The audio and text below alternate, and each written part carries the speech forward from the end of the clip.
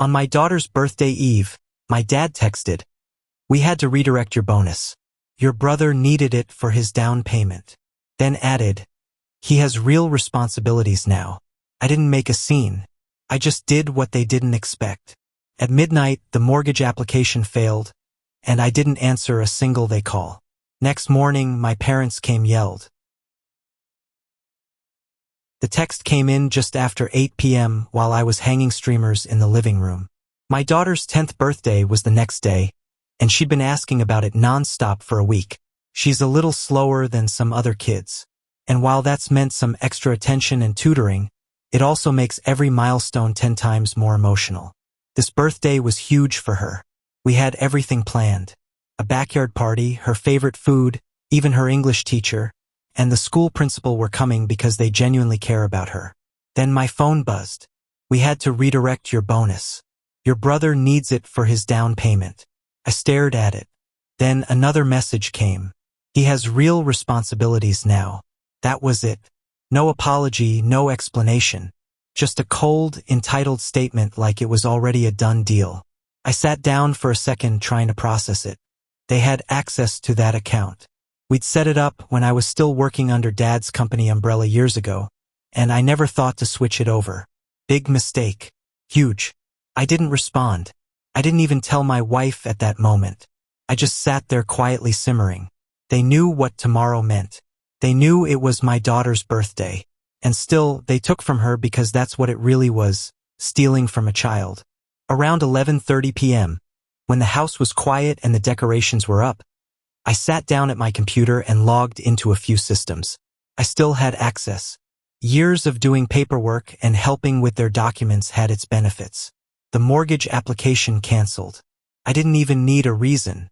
Just a few clicks and it was gone. Then I disconnected my number from every shared family account. Email access revoked. I didn't even bother to send a warning. At midnight, I got the first call from my mother. Ignored it. Then my father, then both of them together, then my brother. One after another through the night. I silenced the phone and slept the best I had in weeks. The next morning, we were up early to set up the backyard. My daughter was already buzzing with excitement. She kept asking if Grandma and Grandpa were coming, and I lied. Said they had something special planned for later. By 10:15, my parents were at the door. I was in the kitchen, and my wife called out that someone was banging. Banging, not knocking. I walked out and saw them both standing there red-faced, yelling before the door was even fully open. My dad shouted something about how I had no right, how I was selfish, how I was trying to sabotage my brother's future. My mom chimed in with her usual guilt trips, throwing in lines about family and betrayal. I didn't yell. I didn't lose it. I stood there and listened while they told me that if I didn't fix it, they would cut my daughter out completely. Not just out of the will, out of their lives. That's when my daughter came to the door holding her favorite stuffed giraffe and caught just enough of what they said to understand. She didn't say a word, just turned around and walked straight to her mom and started crying. I could see my wife's face change when she realized what had happened. She picked her up and left the room. I stepped outside and closed the door behind me, and I told them the one thing they weren't expecting. She doesn't exist to you anymore. Their mouths opened like they couldn't believe it. But I wasn't done yet. You're going to regret all of this. You stole from her on her birthday and you're not getting away with it. Then I went back inside and locked the door behind me. And that was just the start. After the party ended and the guests were gone, I finally sat down and told my wife everything. The bonus, the mortgage application, the text, all of it. She didn't say much at first, just listened. Then she stood up, walked into the hallway, and took down a picture of our wedding, the one where my parents were standing behind us, smiling like everything was perfect. She looked at it for a second, then put it face down in the drawer.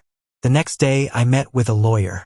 It turns out taking someone's employment bonus from a jointly managed account, especially when it was earmarked in employment records for a dependent, can get messy legally.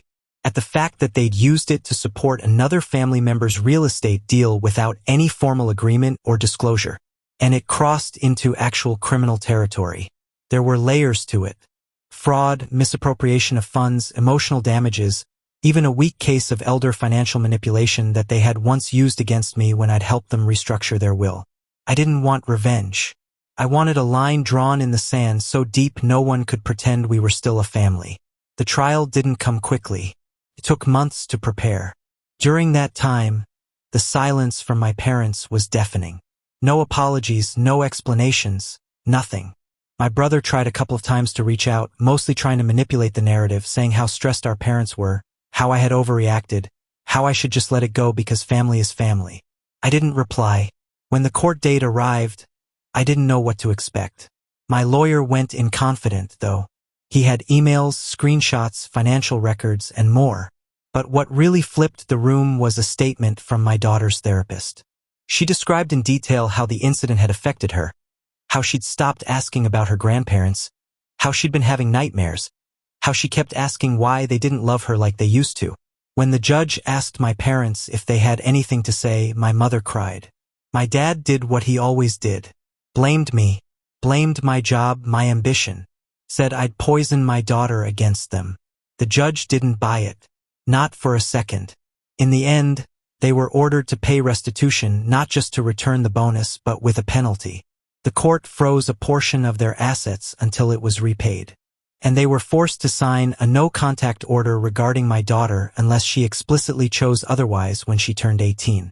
But what no one saw coming was the fallout on their end. Their reputation in the community took a hit. People who once saw them as generous, even noble, started whispering. Some old friends stopped calling. My brother's mortgage plans were completely destroyed. The seller backed out after all the legal red flags showed up. The fiancée, she left him a week after the trial ended. Apparently, someone had forwarded her a recording of him bragging about how he was going to finally get a house without paying a cent. Turns out that recording came from one of his own friends. At first, it all felt surreal, like I was watching it from the outside. But then things started settling. The house got quieter. My daughter went back to being her usual cheerful self. We still didn't mention her grandparents, but she stopped asking. She seemed to understand in her own way. They weren't good people. And the best part, for the first time in years, we weren't surviving under pressure from that side of the family. We were just living freely, honestly. But I wasn't done with them yet. I wasn't the type to sit and stew. I wasn't going to spend years plotting something cinematic. But after the trial, once the dust had settled and I could think clearly again, I realized I didn't just want justice. I wanted to burn the illusion they built around themselves. My parents had always lived off a lie. Perfect family, supportive parents, generous to their community. None of it was real, and they still had people fooled. So I started small. I reached out to an old coworker of my dad's. He ran a mid-sized accounting firm and had always respected me. Even told me once, half joking, that I was the only reason my father's company didn't implode 5 years earlier. I sent him a package. Nothing dramatic, just facts. Screenshots of financial transfers, the court ruling, an anonymous tip to dig deeper into the books of a couple of charities my parents had connections with. A month later, an audit was announced. At the same time, I got in touch with a family friend who ran a local newspaper. I didn't use my name, but I provided the same materials. Told them the story of a man who funneled money meant for his grandchild's medical needs into his son's failed housing scam. They ran a full piece in the Sunday edition under anonymous source. My mother's social club quietly removed her name from the fundraiser list. My father's old golf buddies stopped returning his calls. Even his Facebook account, which he used to brag constantly, went dark. But I wasn't done. My brother had landed a job through a connection my father had pulled strings for years earlier. It wasn't a big position, but it paid well and was stable. I sent HR the court documentation and a full report detailing what he'd been involved in, including the fraud.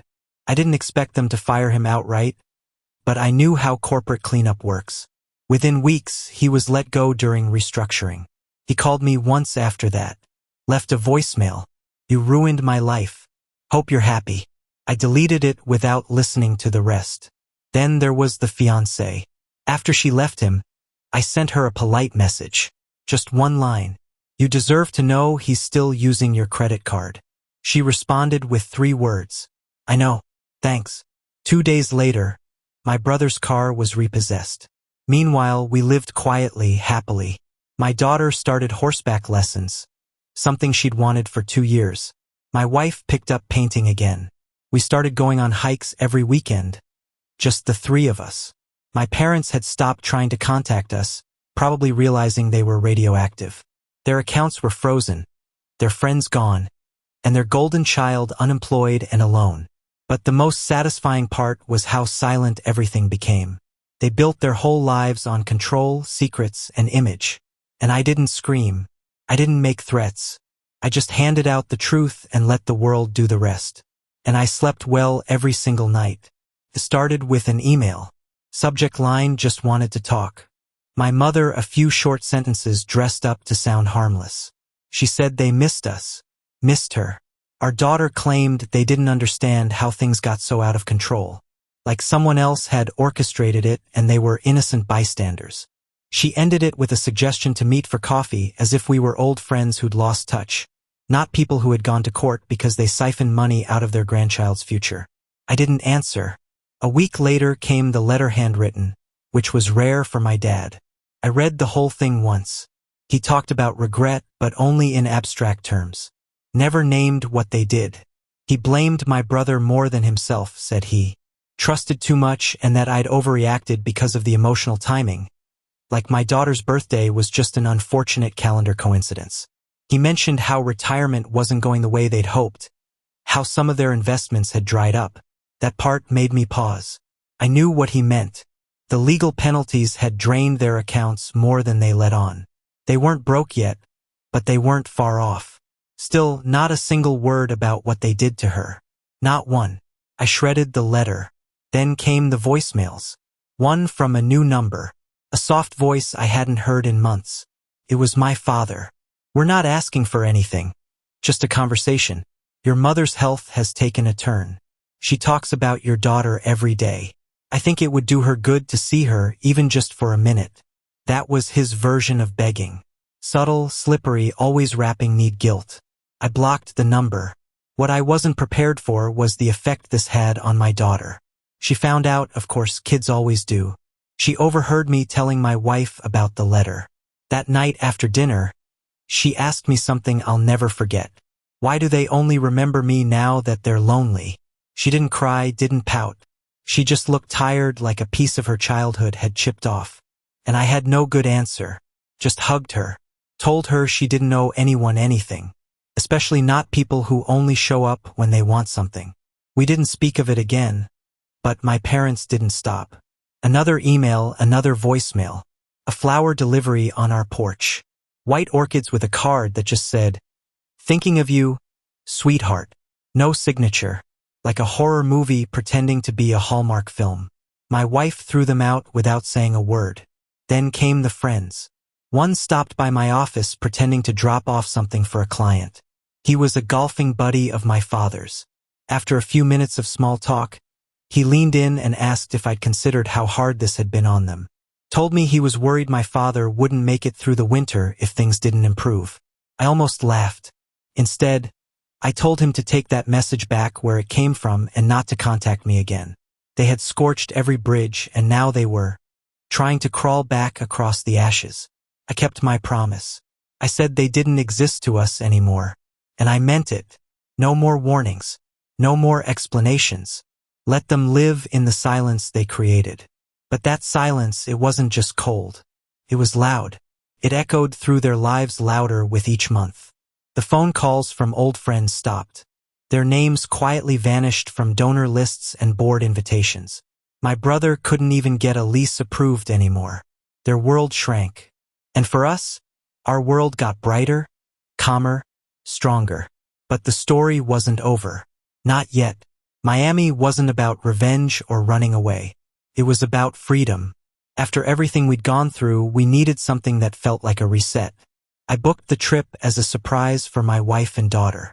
I told them over breakfast one Saturday, handed my daughter the plane tickets, and watched her face light up in a way I hadn't seen since before all the chaos. She asked if we were really flying on a plane, if the hotel had a pool, if there would be flamingos. Not a single word about my parents. That silence was its own kind of healing. We landed just after noon on a Tuesday, and the air felt different the second we stepped off the plane. Warm, thick with salt, and full of energy. Our hotel was just off Collins Avenue, bright, clean, walking distance to the beach. We didn't plan much. That was the whole point. Just days with no pressure, no phone calls, no rehearsed apologies waiting in the mail. The first few days were the kind of simple happiness people chase their whole lives.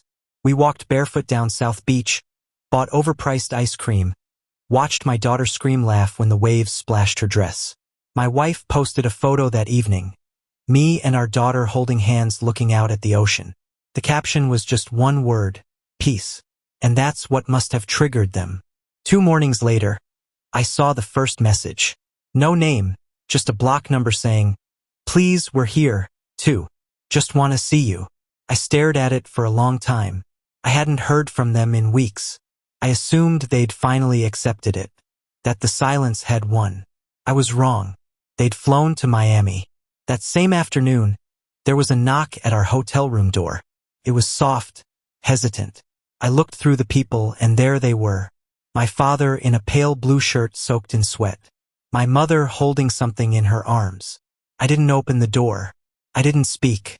I stood there and waited until they left. 10 minutes later, the front desk called to say 2 guests had left a gift. It was a stuffed dolphin with a note inside. "We came all this way. Please don't shut us out." They didn't understand. They never had. This wasn't a temporary punishment. This was the result of years of disrespect, manipulation, and finally crossing a line that couldn't be uncrossed. I could have blocked them again and left it at that. But I wanted something more this time. Not for revenge, just for clarity, to make it absolutely clear they were no longer part of our lives. So, I messaged from a temporary app. Told them to meet me at a small cafe in downtown Miami at 7 p.m. if they truly wanted to talk. I watched them arrive from across the street. My mother was dressed like she was going to church.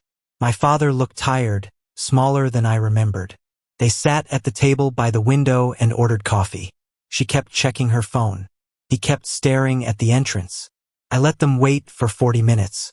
Then I turned off the app and deleted it. They stay for an hour.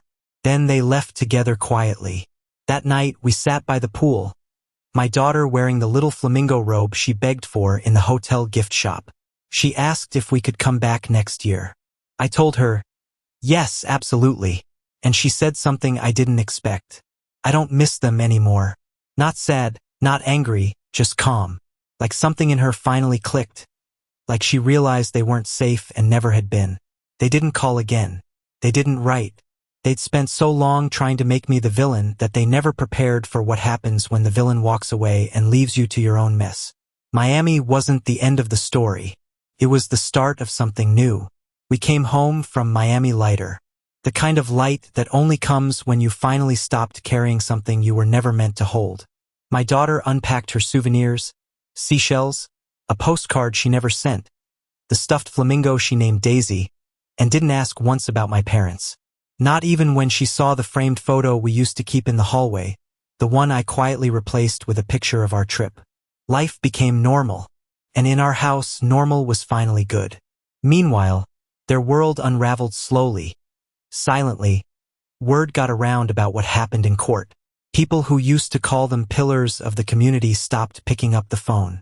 Some family friends returned gifts or donations, uncomfortable now that they knew how they really handled money and family. My father tried to get back into consulting, but every door closed quietly. Reputation is currency when you've built your life on appearances. And his bank was empty. My brother, last I heard, he moved in with someone new, someone equally unstable. The last mutual friend I had still in touch with him told me he tried to start a GoFundMe for his recovery from family trauma. It didn't raise a dime. Nobody bought it anymore.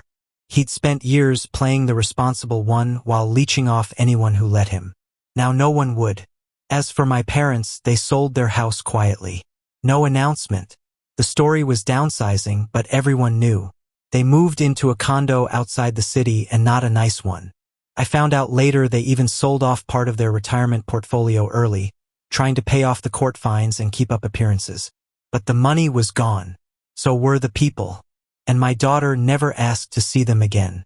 Her birthday the following year was a backyard celebration again. Sunny, full of color, with the same teacher, the same principal, more friends from school. No tension, no dread, just a kid blowing out candles and laughing so hard her cheeks hurt. That night, after she went to bed, I sat on the porch with my wife and asked her a question I hadn't dared ask before. Do you ever feel guilty? She looked at me for a second and said, no, because we didn't walk away. They pushed us. And she was right. This wasn't a family that fell apart over one fight. This was a family that had been cracking for years. Selfish choices, manipulations, favoritism, until finally it broke in the way no one could pretend to fix. They had a choice over and over again. They had a choice. And every time they chose wrong. I heard from a cousin months later that my mother had some sort of health scare, that she was asking about my daughter again, but I didn't reach out. I didn't even think about it for long. The truth was simple. You don't get to burn bridges and then ask for directions. We didn't just survive. We moved on. And they disappeared into their own silence. The silence they earned. The one update. 6 days had passed since my daughter's birthday. Since I truly felt like the chapter had closed. The kind of peace where the house finally sounds like a home, not a storm shelter. No more unexpected messages. No more relatives poking around trying to guilt us back into chaos. It was quiet. It was good. Then I checked the mailbox. There was an envelope tucked in between bills. No return address. My name written on the front in large block letters, the kind someone uses when they don't want to be recognized. No stamp, which meant someone had dropped it off in person. Inside, a single sheet of white paper. No salutation, no threats, just 10 plain words. You should know your brother is planning something. Be careful. No signature, no explanation. I stood on the porch rereading it while my daughter watered the little tomato plants we'd started growing. It felt like a punch, not loud, not painful, but hard enough to knock something loose inside. My first thought was that it was a joke or some last desperate grab for attention from my parents. But something about the handwriting, it didn't match anything I'd seen from them. This wasn't their style. It felt more like someone who didn't want to get involved, but didn't want to stay silent either. That night, after my daughter went to bed, I told my wife about the note. She read it and didn't say anything for a while. Then she asked the question I'd already been turning over in my head. What could he even be planning? That's what made it so disturbing. I didn't know, but I had a bad feeling. I stayed up that night digging. His social media was mostly dead, but I checked the pages of a few people we used to know, people I knew he still talked to. One of them, an old family friend named Matt, had posted a group photo just 2 days earlier, taken at some small event downtown. Nothing stood out until I looked closer. In the background, blurred but unmistakable, was my brother. And standing next to him was someone I hadn't seen in years. Roy Delgado, a man who once worked for my father's company before he was quietly let go over some shady financial activity. Word was he moved on to scams, credit fraud, fake accounts, social engineering. The kind of guy who doesn't just burn bridges, he steals the blueprints. And now he was talking to my brother. The next morning, I froze every account I could think of. Bank, credit cards, anything that was even remotely connected to old shared financial systems. I pulled credit reports for myself, my wife, and even my daughter. Because if they were planning something, I wouldn't put it past them to drag her into it. Everything came back clean for now. I filed a formal inquiry with my lawyer, someone I trusted. Told him about the letter, the photo, the possible connection to Roy. He said we had enough to start the paperwork for preventative action, a Candace if anything moved, a formal warning through legal channels, and financial monitoring that could catch identity theft in real time. I also bought a safe, installed it the next day. We're not scared, but I'm not naive anymore either. If they're planning something, anything, they're gonna find out real quick that I'm not the same person they used to manipulate. They chose this path, and I'll be ready for them at every step.